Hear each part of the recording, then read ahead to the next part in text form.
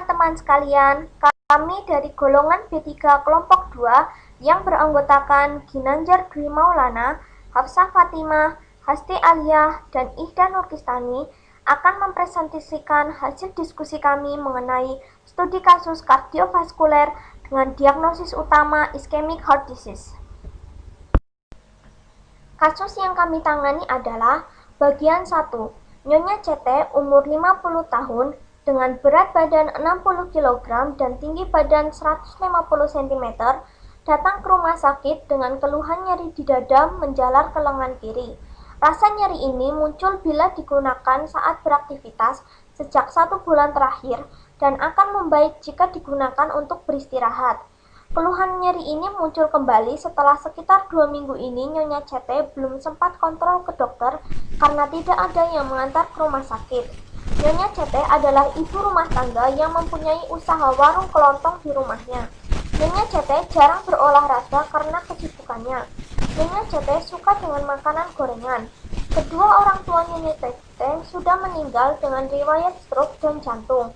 Nyonya CT mempunyai riwayat penyakit kronis ischemic heart disease dengan obat simvastatin 1x10 mg, bisoprolol 2x5 mg, dan aspirin 1x80 mg. Dilakukan pemeriksaan melalui EKG, diagnosa dokter adalah chronic ischemic heart disease dengan blood pressure 150/90, heart rate 80 kali per menit, respiration rate 20 kali per menit, temperatur 36,9 derajat Celcius, kolesterol 150 mg per desiliter, serum kreatinin 1 mg per desiliter, trigliserida 150 mg per desiliter, dan LDL 90 mg per desiliter, sehingga diagnosanya adalah ischemic heart disease. Hasil pemeriksaan CKMB dan troponin dalam rentang normal. Pertanyaannya adalah 1. Jelaskan faktor resiko pada Nyonya CT terhadap timbulnya ischemic heart disease. 2. Sebutkan gejala, simptom, dan data laboratorium mana yang menguatkan diagnosa ischemic heart disease. Ketiga, apakah terdapat DRP pada kasus di atas? Jelaskan jawabannya. Bagian 2. Nyonya CT mendapatkan resep untuk pengobatan 2 minggu. Resep berisi simvastatin 1x10 mg, bisoprolol 2x5 mg, dan aspirin 1x80 mg. Pertanyaannya adalah 1. Bagaimana pendapat Anda mengenai resep tersebut? Dan berilah alasannya dengan mencantumkan evidence-based medicine untuk mendukung pilihan obat Anda. Kedua, sebutkan terapi non-farmakologi yang dapat diterapkan pada kasus tersebut. Ketiga, rencanakan konseling dan edukasi yang tepat bagi pasien ini. Dan keempat, apakah yang diperlukan dalam monitoring pengobatan pasien ini? Dalam menganalisis kasus ini, kami melakukan asesmen drug-related problem terhadap terapi yang telah dijalankan oleh pasien dengan kemudian merumuskan pharmaceutical care plan. Masalah medik yang dialami oleh pasien ialah ischemic heart disease atau IHD dengan terapi yang telah dijalani ialah simvastatin 1x10 mg, bisoprolol 2x5 mg, dan aspirin 1x80 mg. Sedangkan pasien juga mengalami masalah medik berupa hipertensi dengan belum ada terapi yang diberikan pada pasien untuk mengatasi hipertensi.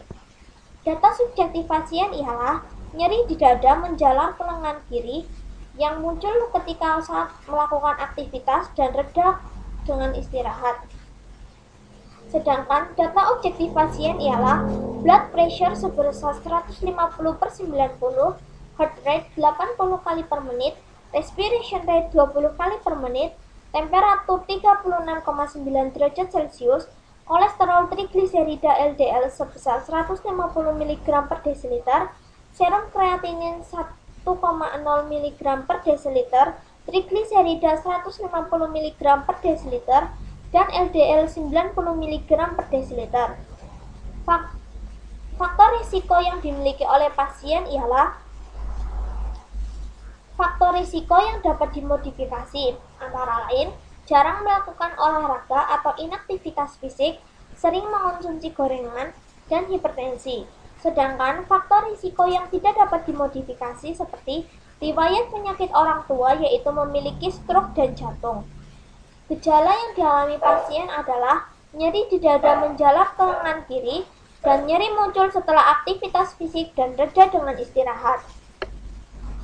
Pharmaceutical care plan yang kami rekomendasikan pada pasien adalah merekomendasikan peningkatan dosis simvastatin menjadi 1 kali 20 mg berdasarkan jurnal TC et al. 1998 merekomendasikan penambahan terapi nitrogliserin sublingual 0,3 mg tiap 5 menit maksimal 3 kali untuk mengatasi nyeri dada atau angina berdasarkan jurnal Boden et al. Tahun 2015. Kemudian merekomendasikan penambahan terapi AC inhibitor untuk mengatasi hipertensi yaitu ramipril sebesar 1 kali 10 mg berdasarkan jurnal Fu Huang 2016 dan Yusef et al. 2000. Kemudian merekomendasikan penyesuaian dosis bisoprolol menjadi 1 kali 10 mg untuk meningkatkan kepatuhan pasien. Asesmen data laboratorium dari pasien ialah CKMB dan troponin dalam rentang normal, kolesterol trigliserida LDL sebesar 150 mg per desiliter, trigliserida 150 mg per desiliter, dan LDL 90 mg per desiliter.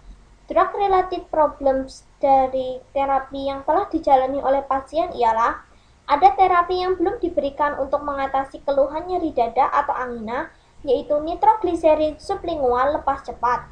Dosis simvastatin terlalu rendah dan terdapat kondisi medis yang belum diberi obat, yaitu kondisi hipertensi.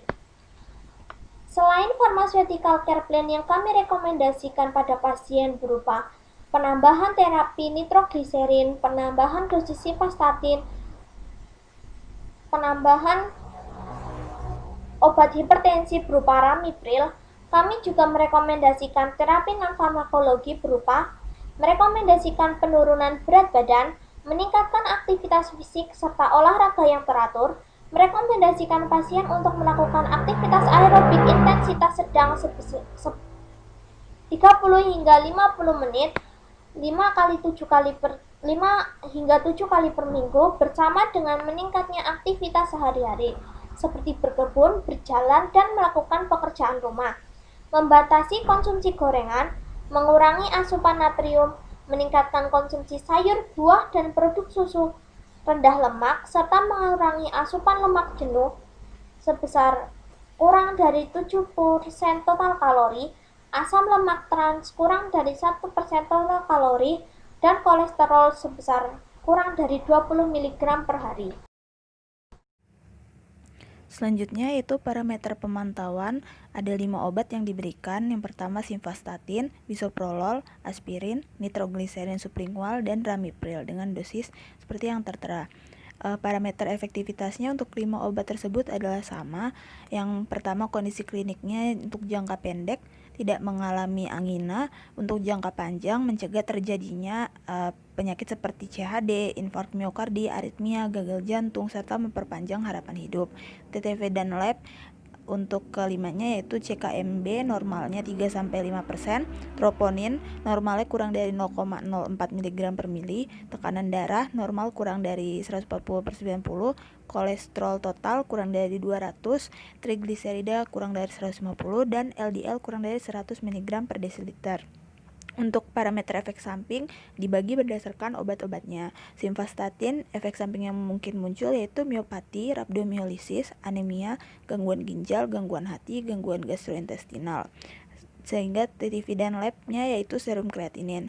Untuk bisoprolol, kondisi klinik efek samping yang mungkin timbul yaitu kelelahan, lesu, hipotensi, bradikardi, dan bronkospasme. Sehingga TTV dan labnya yang perlu dicek yaitu tekanan darah, heart rate, dan respiration rate. Selanjutnya untuk aspirin, efek samping yang mungkin timbul yaitu iritasi lambung, dispepsia, mual muntah, dan bronkospasme. Sehingga TTV dan labnya endoskopi serta pemeriksaan fisik. Nitrogliserin sublingual, efek samping yang mungkin timbul yaitu sakit kepala pusing, postural hipotensi, refleks takikardi, dan mual. Sehingga yang perlu diperiksa yaitu respiration rate. Ramipril Yang mungkin muncul efek sampingnya adalah batuk kering, sakit kepala dan pusing, hipotensi, mual muntah, serta vertigo dan diare. Sehingga yang perlu dicek yaitu tekanan darah, heart rate, serta kadar kalium.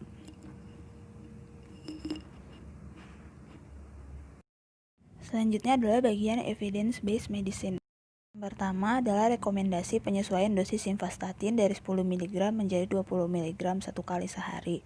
Hal ini didasari oleh studi Terje et al. Tahun 1998 yang menyatakan bahwa dosis efektif simvastatin sekitar 20-40 mg per hari dapat menurunkan kolesterol dan mengurangi simptom dari iskemi. Yang kedua adalah penyesuaian dosis bisoprolol dari 2 kali 5 mg menjadi 1 kali 10 mg. Hal ini didasari atas studi dari Demung et al. Tahun 1992 yang menyatakan bahwa bisoprolol 10 mg 1 kali sehari itu efektif untuk angina pectoris yang stabil yang diinduksi oleh olahraga atau kegiatan berat.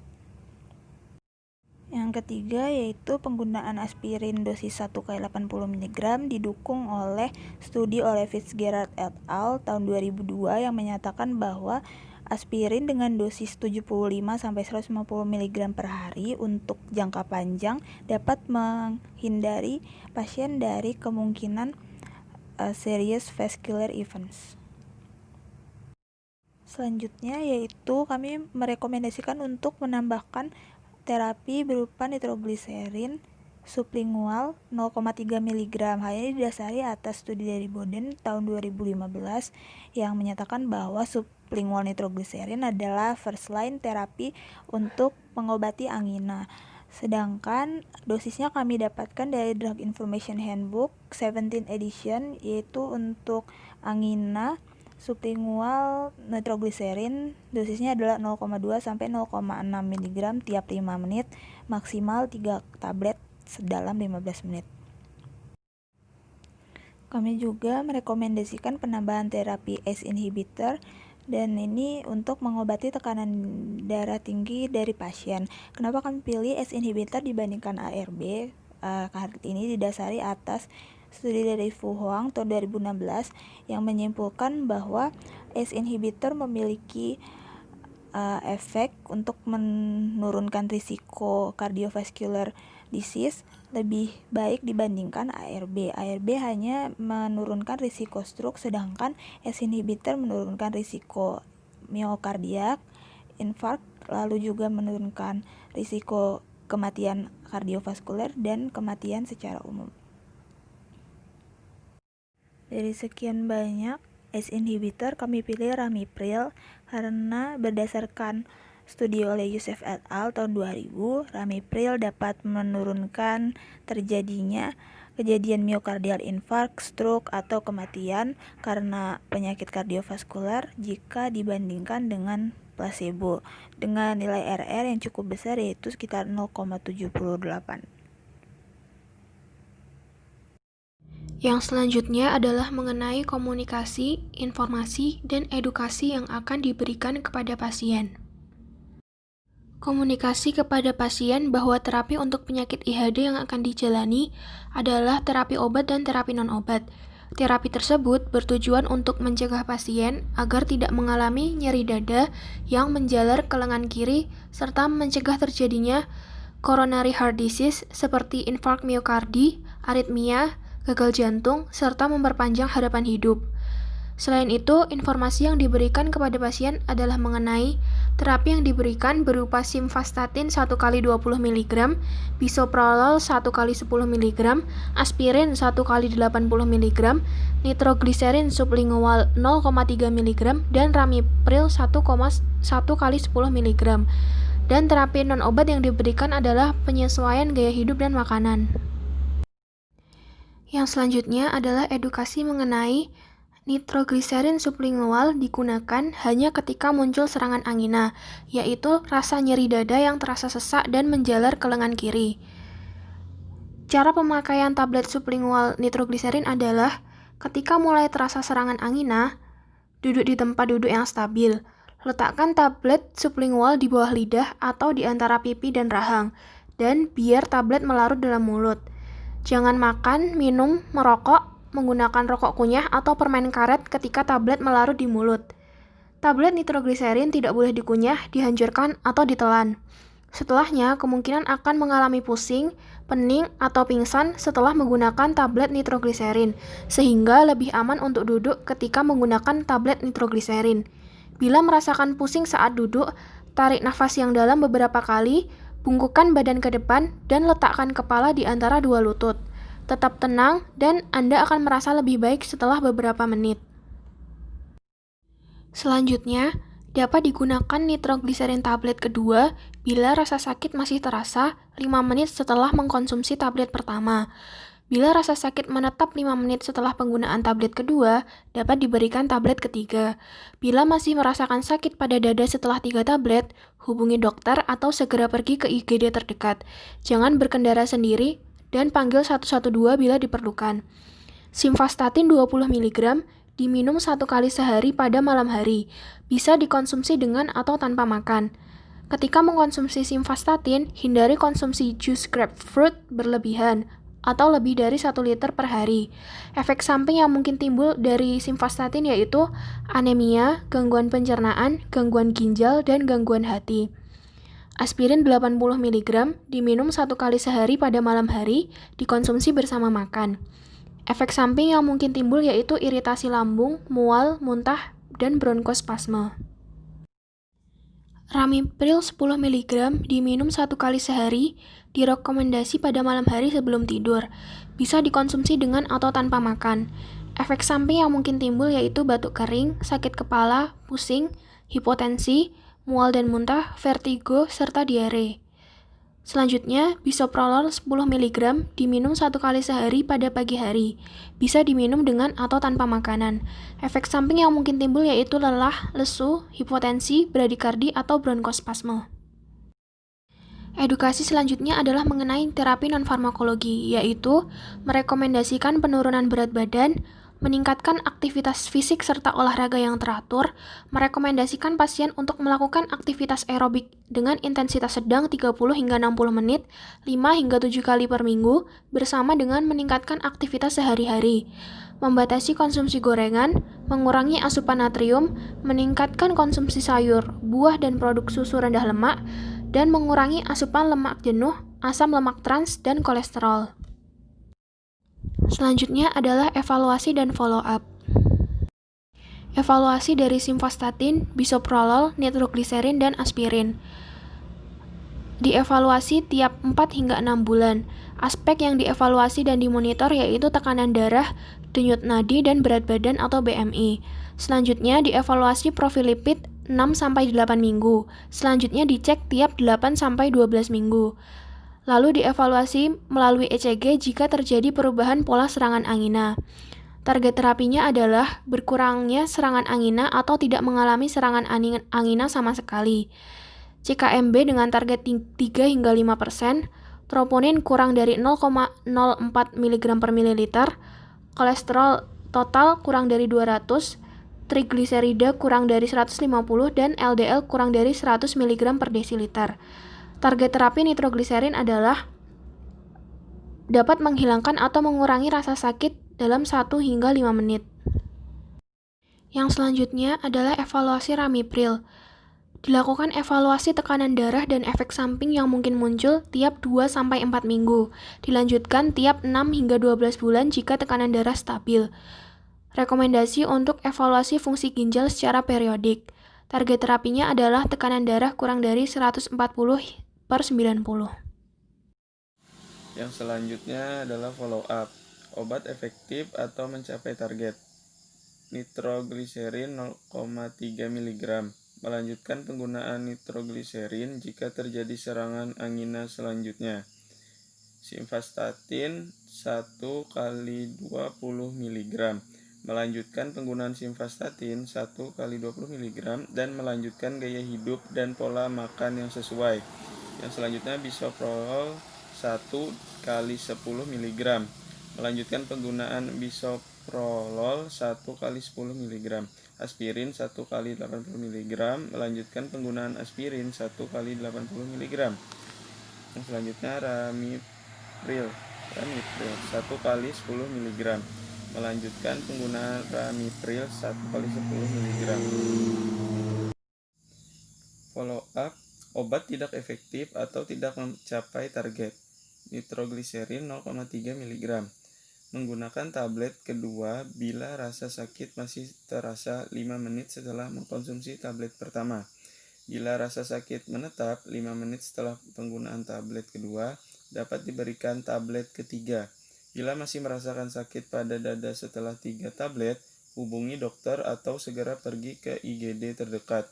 Jangan berkendara sendiri dan panggil 112 bila diperlukan. Selanjutnya simvastatin 1 kali 20 mg. Evaluasi kepatuhan dan gaya hidup serta pola makan. Rekomendasi penyesuaian dosis menjadi 1 kali 40 mg. Yang selanjutnya bisoprolol 1 kali 10 mg. Evaluasi kepatuhan. Rekomendasi penggantian terapi beta blocker menjadi monoterapi CCB. Amlodipin 1 kali 5 mg dan atau nitrat aksi panjang jika terjadi kontraindikasi. Selanjutnya aspirin 1 kali 80 mg. Evaluasi kepatuhan. Rekomendasi penggantian aspirin menjadi clopidogrel 1 kali 75 mg jika terdapat kontraindikasi. Dan selanjutnya Ramipril. Evaluasi kepatuhan dan gaya hidup serta pola makan. Rekomendasi penggantian menjadi golongan ARB, yaitu losartan 1 kali 50 mg atau valsartan 1 kali 80 mg jika terjadi efek samping mengganggu atau kontraindikasi. Yang selanjutnya adalah kesimpulan. Kesimpulan yang pertama adalah faktor risiko dari timbulnya ischemic heart disease atau IHD pada nyonya CT yaitu yang dapat dimodifikasi adalah jarang melakukan olahraga atau inaktivitas fisik, sering mengkonsumsi gorengan, hipertensi. Tidak dapat dimodifikasi adalah riwayat penyakit orang tua yaitu memiliki stroke dan jantung. Yang kedua adalah gejala dan data laboratorium yang menguatkan diagnosa ischemic heart disease atau IHD, yaitu nyeri di dada menjalar ke lengan kiri. Nyeri muncul setelah aktivitas fisik dan reda dengan istirahat. CKMB dan troponin dalam rentang normal. Kolesterol, trigliserida LDL 150 mg per desiliter. Trigliserida 150 mg per desiliter. LDL sama dengan 90 mg per desiliter. Yang ketiga adalah drug related problems atau DRP. Yang pertama adalah ada terapi obat yang belum diberikan untuk mengatasi keluhan nyeri dada atau angina, yaitu nitrogliserin sublingual atau lepas cepat. Yang kedua, dosis simvastatin terlalu rendah. Ketiga, terdapat kondisi medis yang belum diberi obat atau hipertensinya. Yang keempat adalah terapi farmakologi yang diberikan. Terapi yang diberikan berupa simvastatin 1 kali 20 mg, bisoprolol 1 kali 10 mg, aspirin 1 kali 80 mg, nitrogliserin sublingual 0,3 mg, Ramipril 1 kali 10 mg. Terapi non-farmakologi yang dianjurkan, yang pertama merekomendasikan penurunan berat badan, meningkatkan aktivitas fisik serta olahraga yang teratur, merekomendasikan pasien untuk melakukan aktivitas aerobik intensitas sedang 30-60 menit 5-7 kali per minggu bersama dengan meningkatkan aktivitas sehari-hari seperti berkebun, berjalan, melakukan pekerjaan rumah, dan lain-lain. Membatasi konsumsi gorengan, mengurangi asupan natrium, meningkatkan konsumsi sayur, buah, dan produk susu rendah lemak, mengurangi asupan lemak jenuh sampai kurang dari 7% total kalori, asam lemak trans kurang dari 1% total kalori, serta kolesterol kurang dari 200 mg per hari. Yang keenam, yaitu komunikasi yang diberikan kepada pasien. komunikasi kepada pasien bahwa terapi untuk penyakit ischemic heart disease atau IHD yang akan dijalani adalah berupa terapi obat dan terapi non-obat. Terapi tersebut bertujuan untuk mencegah pasien agar tidak mengalami nyeri dada yang menjalar ke lengan kiri serta mencegah terjadinya coronary heart disease atau CHD seperti infark miokardi, aritmia, gagal jantung, serta memperpanjang harapan hidup. Yang ketujuh adalah informasi yang diberikan kepada pasien mengenai pertama, terapi yang diberikan berupa simvastatin 1 kali 20 mg, bisoprolol 1 kali 10 mg, aspirin 1 kali 80 mg, nitrogliserin sublingual 0,3 mg, serta ramipril 1 kali 10 mg. Yang selanjutnya terapi non-obat yang diberikan adalah penyesuaian gaya hidup dan makanan. Yang kedelapan adalah edukasi yang diberikan kepada pasien, yaitu edukasi mengenai cara mengkonsumsi nitrogliserin sublingual, cara meminum dan efek samping simvastatin, bisoprolol, aspirin, dan ramipril.